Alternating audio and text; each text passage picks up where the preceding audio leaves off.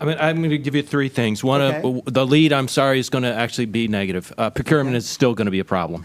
Procurement is still going to be a problem. And until we pass legislation to make this procurement more flexible and more responsive and more modern, it will continue to impede the rapid rate of technology adoption. Everywhere I go, I hear that. I'm sorry. I mean, everyone's talking about, we need people to do something. Well, we need, Go ahead. it's when we get legislators involved, unfortunately, we move a little slower than we'd like. Second is, I think we're going to see software-defined X. Whatever X is, I think you've touched on it before. It used to be software-defined storage, software-defined networking. It's going to be pervasive, and I don't say that just because my group is responsible for the software side of Dell, but I think that the idea of flexibility has to move us away from this hardware-centric world where you put something in place and it performs one function. So software-defined X.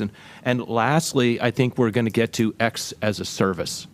So it's going to be different metering, different chargeback, different, all of those different attributes. It's going to be X as a service. And I think one of the interesting things over the next couple of years is to try and figure out what can be delivered as a service that today we don't think could ever be delivered as a service. Right. And touching on things like identity as a service, sure. That's certainly becoming more prevalent. We never thought we could decouple the identity from the application, and now we are. Yeah. And being able to see that as a service that can be reused as a component in other areas. Yeah, excellent point.